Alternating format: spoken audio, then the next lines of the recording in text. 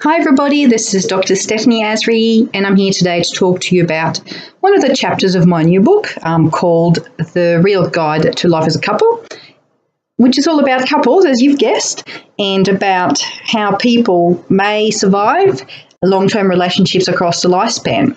So let's get on with it, and today we'll chat about personalities and temperaments and how these might impact on compatibility. Now, some of you will know that I've been working with couples for quite some time, and I still find it interesting that people don't quite know how personalities may impact on their compatibility over time. So let's have a little chat and see where we go from here. So as you know, guys, we're all wired with lots of differences. Some of our personality traits are quite obvious, while others may take time to come up to the surface. In particular, when you get to know someone, you'll find that we sort of all behave quite well until we know them very much, and by then our personalities and temperaments are quite obvious.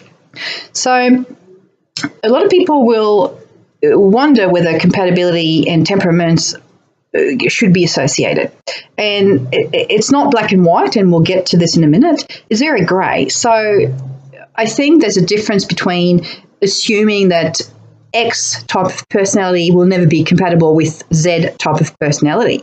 But at the same time, it's about knowing what our values and our beliefs and our likes are about, and how this might work well with somebody who's completely different. So in the book, I talk about some very, very obvious examples, which are real examples. So all examples in the book are examples from clients who've agreed to share their stories. So thanks, guys, for doing this. And I'll use some of these examples now. So, for example, imagine for a second that you had always pictured yourself traveling and you end up in a relationship with someone who hates leaving the house. Or, for example, you might find that you're an animal lover and, you've got 2 dogs and 3 cats and 5 birds, and you hook up with someone who goes hunting every weekend. So how would that work? Now, whilst this might not be necessarily personalities per se, these are very basic foundation traits that we might have, we might like, we might engage in, and these will make a big difference in how people get on, I suppose. So let's say you've hooked up with a hunter and you're an animal lover. What would you give up first? Now, I can hear particular relatives of mine laughing here in the background in my mind, because I know what some people would say, and there's no right or wrong. But I guess what I'm pointing out is that temperaments, personalities, major likes or values will impact on people's ability to stay together over time. And so if you're lucky, and I suppose you're in the early stages of getting to know someone, then this chapter is very useful, because you'll then, I guess in hindsight, realise whether this is going to work or not work, or what you might need to do to make it work. If you've been together for 10, 20 years and you argue every weekend over whether you're going to go out or not, then this chapter's a little bit too late. I suggest that you move to chapter 2 on communication or 3 on negotiation. All right, moving on. So, for example, temperament might be about things that define us, maybe inbuilt traits that make up what we call temperament. So our nature, our dispositions, our personality, if we will. And there's lots of things that make that up, and we'll only talk about some here. But for example, consider activity level. So I know that I need to sleep at least 6 to 7 hours a night. And if I don't, I'll be very, very cranky. Now, a lot of people I know can survive on 5 hours of sleep, and that's a good night's sleep. And they'd be able to go to work and go out and do whatever else. So clearly, if I was in a relationship with someone like that, you can imagine that it may be difficult if we went out every night and I didn't have my 7 hours of sleep.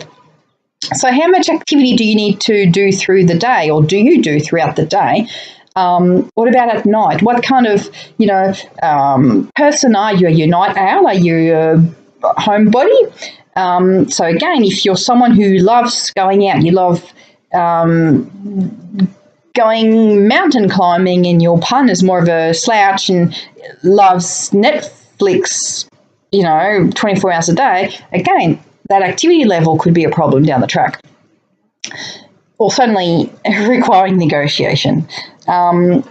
Predictability is another one where people sometimes have extremely strict routines while others love to be spontaneous.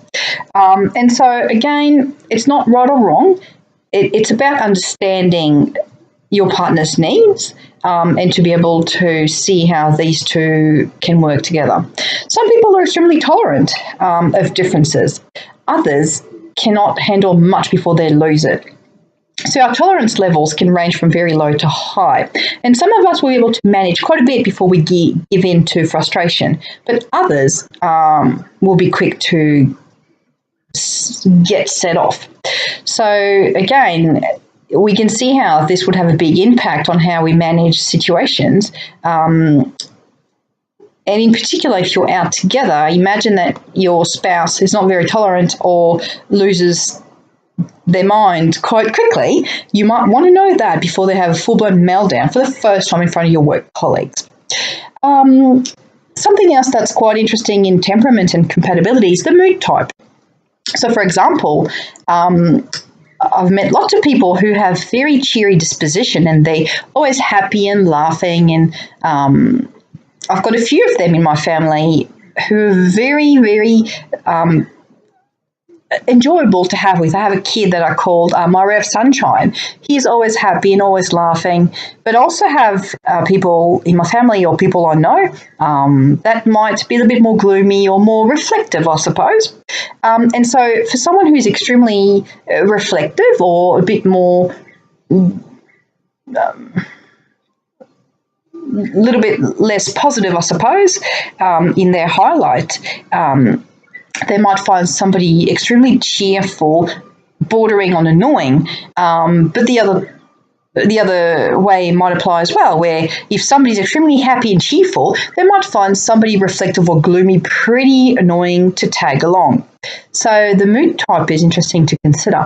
Sometimes people find that they complement each other, but other times it's a little bit more difficult to compromise. So all these things I'm talking about are really not about right or wrong. It's more about considering the fact that there's particular traits that we might have that are important to be aware of, because it's one thing to have them on your own. It's another to live with someone and to have these traits bounce off each other.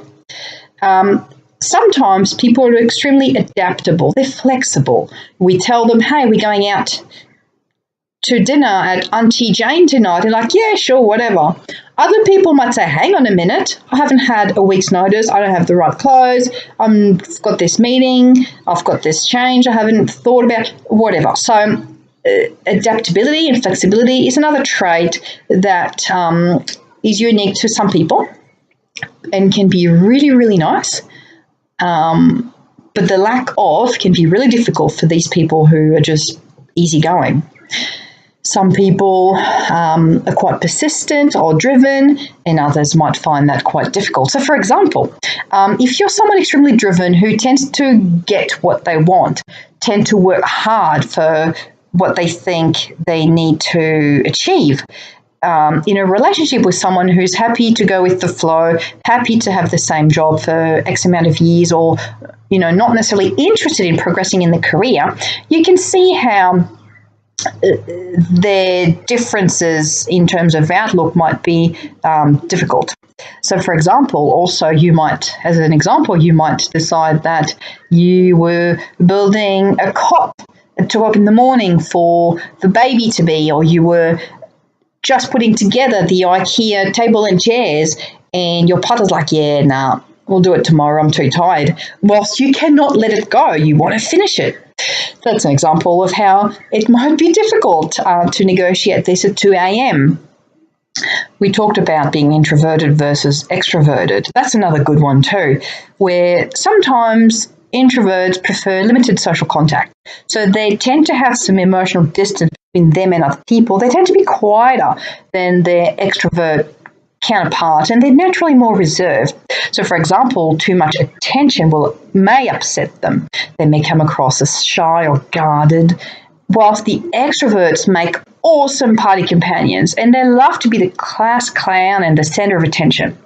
They tend to make friends rather quickly, but not necessarily analyze that information that's shared.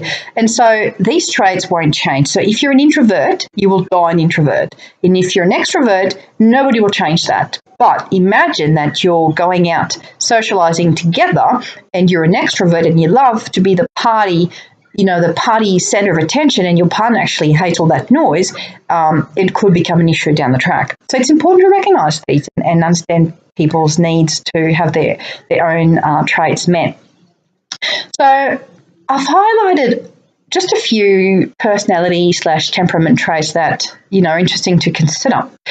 What my couples will say to me in therapy is, yeah, okay, that's great, but what do we do with it?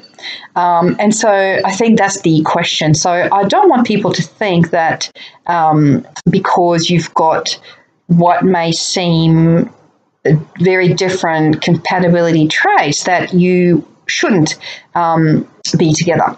But I think what I'm saying is that if you've got extreme differences in your personality traits, you have to consider that at some point it may clash. And therefore, communication and negotiation skills are even more important. Sometimes people, heaven forbid, think that they're going to change their partner. Yeah, that's fine, we'll give it a year, and in a year's time, I'll make him stop being the class clown. Well, newsflash, it doesn't work. We've all been attracted to the bad boys or, the good girl or the naughty girl or whatever stereotype we might want to think of, which of course I'm not endorsing, by the way, thinking that at some point it would change them, and it doesn't work. So we cannot change our temperament. Let me stop you right here. Our temperaments are inbuilt. We're born with them. It's here to stay. It's almost impossible to change. We may change our behaviours. We can train our behaviours, and we can train people to consider their own behaviours and insight, but we cannot change our traits. And bluntly, why would we want to? It's not better or worse to be an introvert or an extrovert. It just is. So it's more about compatibility and acceptance rather than thinking it's right or wrong. So if you're in a new relationship, perhaps ask yourself, do you see yourself with this person permanently in 10 years with their current permanent personality traits? And if the answer is yes, hey, good for you, we'll never meet. If the answer is no, then, okay, two things. What is this about? Is this about control? So is this about, you wanting your partner to fit a certain mold? Is it about perception? So assuming that one trait's better than another? And I think we're all guilty of that. Or is it about your needs to feel fulfilled, happy, safe, and whatnot? Or is it genuinely that it's just not going to work? So for the sake of this exercise, consider something. So you've just, come home from work, it's 5 p.m. and you've just got a text from another couple and they've just invited you for dinner at the last minute. So, Jenny loves Asian fusion and this is what you're going to have. You're so looking forward to it, and you even pre-packed your new board game. Now, if your partner and yourself have the same temperament and you're both pretty flexible and excited, and then you probably will both agree to go and have dinner with Jenny's family. But if you don't, one of you might be like, yeah, hell no, I don't think so. I haven't planned it, not interested, working tomorrow. So how would the night end for you as a couple? Imagine that one of you really want to go to Jenny's house because you really want to try the sweet and sour pork she's promised you for 5 years. And the other one's like, yeah, no. So option one, you won't go. Neither of you will go. Option two, you will both go. And option three, one of you will go. Now, again, it's not right or wrong, but it's about putting it in perspective. Will it be negotiated? Would it be done out of resentment? So you can see how temperament differences without negotiation or communication could end up in arguments. So I think it's important to communicate your needs with your partner.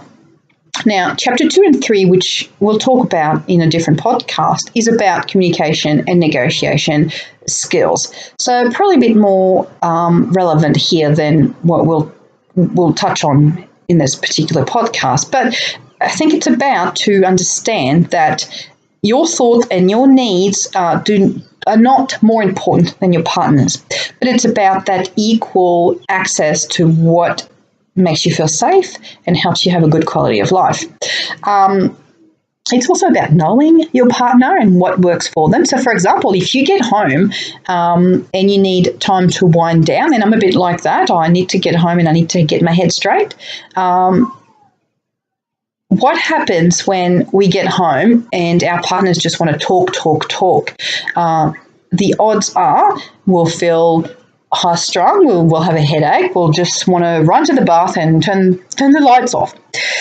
But the opposite may apply. If we're extremely outgoing and we love to talk, we might feel a little bit sad if our partners just continue watching TV as we enter the door. So again, it's not right or wrong. It's about being aware of each other's personalities and respecting both. And in loving relationships, it's about meeting in the middle. So if, for example, I find it difficult to talk as soon as I get home, I might be able to make an effort half an hour later to ask my partner how their day went. So it's about really learning about temperaments. Learn about your temperaments. Learn about your partner's temperament and have a look at what's obvious, what's not so obvious, and what may make sense in terms of negotiation. Sometimes we may be very different from our partner. What about sharing an interest? Find a hobby that's new to both of you and interesting to both of you, whether it's a new TV show or a collection of some kind or a physical activity or something artsy, it doesn't matter. Find a hobby or an interest that you might both be able to talk about, because common ground is extremely helpful in pulling back together couples. Same as interest. Show interest in what they might be doing. So whether it's, habits or bills, chores or work, it's important to have hobbies and interests. But overall, if only we're able to care about these and just talk or listen to our partner's interest, we might go a long way. I guess the other thing that's important to consider is that temperament or personality does not equate bad behavior. So, for example, I'm very aware of people in relationships who are extremely verbally aggressive, and when challenged or when confronted, they may say, that's my personality, that's the way I talk, and absolutely not. Bad behavior, aggressive behavior is not personality. And if it is, it needs to be changed. So there's no good reason as to why people should be abusive or aggressive. So get this straight in your mind. Temperament is one thing, values are another, but bad behavior is not something that I endorse personally or professionally. So I used an example in my book in regards to bad behavior, where once I taught a couple about temperaments in therapy, and the week after, imagine my surprise when the couple came back and one of the partners had interpreted my session or our session as permission for not helping with the kids after dinner because he needed time to wind down when he was stressed. So no, wanting a quiet time to relax does not mean that we refuse to ever help or let our partner play music or that our partner should do all the parenting. No, it means that we understand our temperament and we understand that in loving relationships, it's about sacrifice and respect. So please use your common sense to make the distinction. So in summary, when you meet someone special, you may be attracted to them for lots of reasons. It might be physical, it could be lifestyle, it might be sex. But amongst those, sometimes we need to consider the things that we can't see right away. The person that they are underneath the immediate perfection, I suppose, that we all have initially. So our personalities, our ways of dealing with things, our little quirks, because at some point these quirks will drive you mental. And you might find yourself wanting to change these quirks. The things that you found quite exciting in the early stages of your relationship may drive you crazy. So the good news is that it's common, very common, and it's just part of life. It's about negotiating. It's about communicating. It's about respect. It's about respecting that people are different. It's also about respecting that basic courtesy, basic respect, basic politeness goes a long way. Having said that, sometimes it's just not going to work. Like the hunter and the animal lover, the odds are it will be difficult when some of the inbuilt traits, personalities, values are so polar opposites that even people who love each other may struggle. So let's really consider these and have a look at them. And consider the need for communication and negotiation. So I'm going to challenge you with a couple of exercises now, which are my truth or dare section in the book. So on a piece of paper, I'd like you to write 3 personality traits of yours and 3 of your partner, and then together just discuss them. Do you agree with them? Why? Why not? Are they a problem? Are they great? Are they compatible? Are they difficult? Do they require more negotiation? Consider what attracted you to your partner in the first place. Has this changed, and why? Why not? What changed about you to alter your perspective of your partner? Another exercise that's quite beneficial for my clients is to sit with your partner and share with them your first memory of each other, the first time you met, the first time you looked at each other, and how you felt, how you knew he or she was the one. Because it's always a nice way to remember how we felt at the time, particularly when things are not always easy down the track. Perhaps write a little thank you note, a little message. Put something in your partner's lunchbox or under their pillow.